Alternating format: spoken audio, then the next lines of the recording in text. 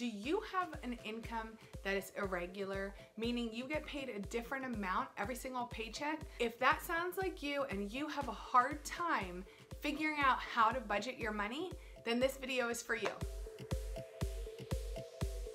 Hey guys, my name is Kristin. Welcome back to my channel. Thank you so much for watching today. I wanted to create this video for you guys because when you are first getting started budgeting and you're feeling stressed and overwhelmed, if your income is variable or fluctuating or irregular, whatever you want to call it, that can be very difficult to figure out how to budget your income the right way. So I am here today to share 3 different budgeting methods that you can use to help you budget your irregular income.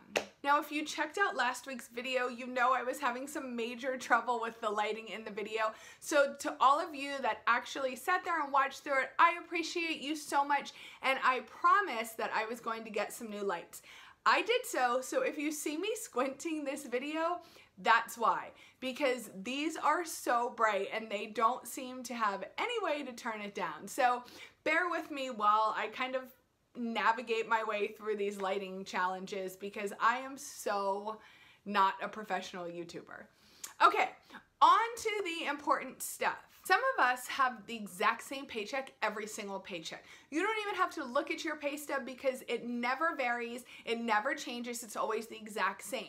And if you are one of those people, then you know how much that can help you when you sit down to write your month's budget before the month even begins. But if you're like us and your paycheck changes every week, when you sit down to budget, it's sometimes difficult to figure out what amount to make for your estimated income or to really know if you're budgeting correctly. So the first way that I want to explain to you to budget on a fluctuating income is to estimate your income.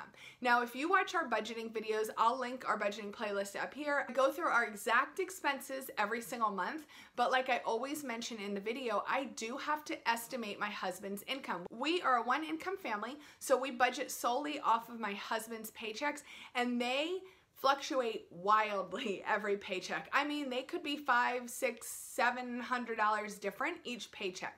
So what I started doing when I really got serious about budgeting was I went back through a 6-month period.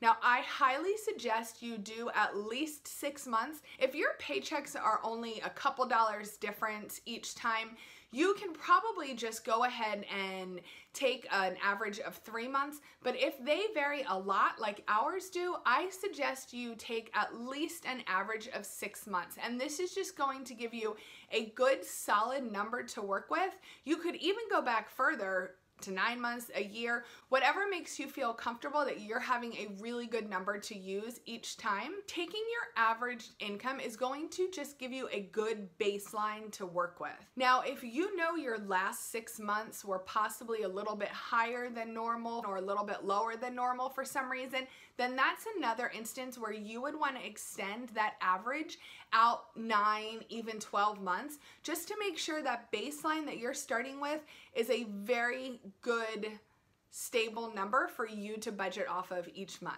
What I did is I went back and I added up all of the paychecks from the past 6 months. My husband gets paid every 2 weeks, so I took that total and divided it by 12. So that's 2 paychecks a month for 6 months. And I divided that by 12, and that's the average paycheck number that I was using to budget each month. So when you get your average paycheck number, then what you can do is use that number as your estimated income, and that's going to pretty much guarantee that you're going to get close. Now, I do want to mention that if you have any major changes in your employment, a raise, or maybe you went from full-time to part-time, or you changed the amount of hours that you work each week, you have to take that into consideration because that is going to drastically impact your number. So if you find yourself in a situation like that, then I would go ahead and use the next method, which is actually the method that I've been using for about the past year now. And that method is budgeting off your lowest paycheck amount. When you're using this method, I would still suggest that you sit down and look over your paychecks for the past 6 months to a year, or anywhere in between. And after you look over all the paycheck numbers, you can go ahead and take the very smallest paycheck amount and use that to estimate your income when budgeting.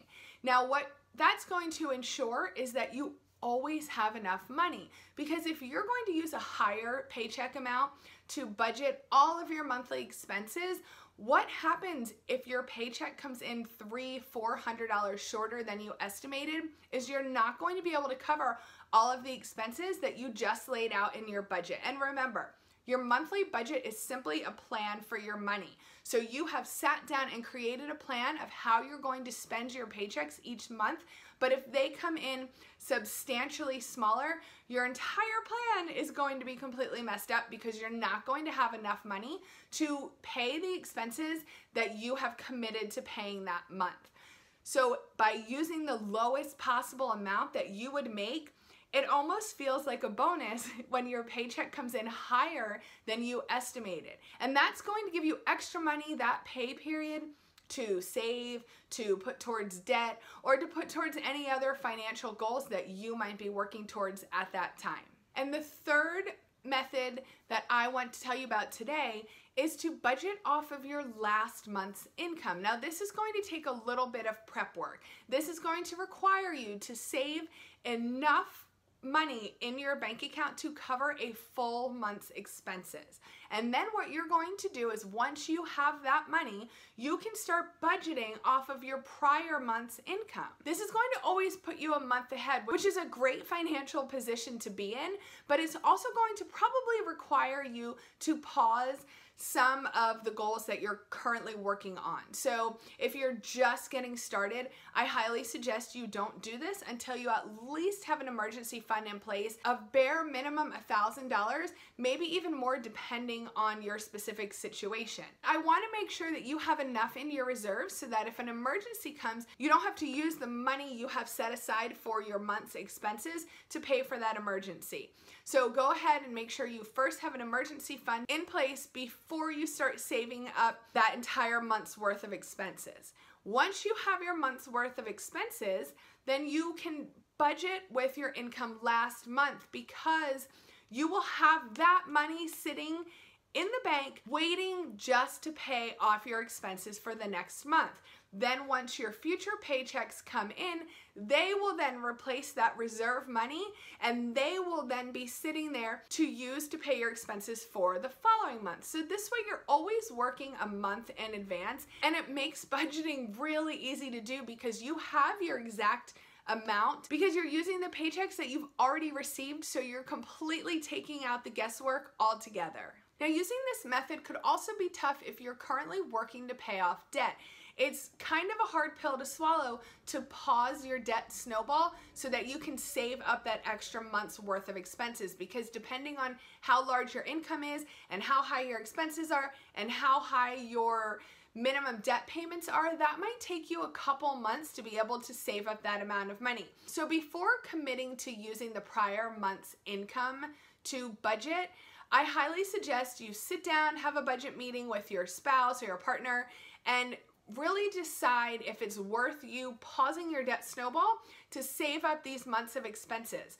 What it is going to do is definitely give you a lot of peace of mind, knowing that you have, it's almost like another emergency fund sitting there in your bank waiting to pay off the expenses. It's also going to allow you to pay off your bills the second they come in. If you're someone who likes to get them paid as soon as they come in and get them off your plate, this method's going to allow you to do that. So you just need to weigh the pros and cons against your specific financial situation. It's really not for me to tell you whether this method is best for you in your current financial state. As I mentioned earlier, we have used multiple methods now throughout our financial journey, and at different stages of our journey, a different budgeting method worked best for our family, our finances, and our fluctuating income. Now remember, if you're new to budgeting, you're going to screw up. There's just no way avoiding it. I still screw up. I've been budgeting for over 3 years now, 3.5 years now, budgeting religiously every month, and I still screw up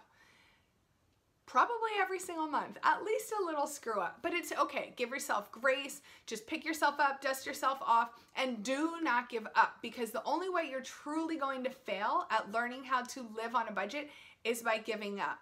So I hope these 3 options offered you a little bit of clarity if you are struggling with budgeting on your regular income. If you have any questions, please leave them in the comments below. I'll help you in any way I can. I'll also leave a link to my Etsy shop down below. You can check out some of the budgeting products that I have created to help you manage your finances each month.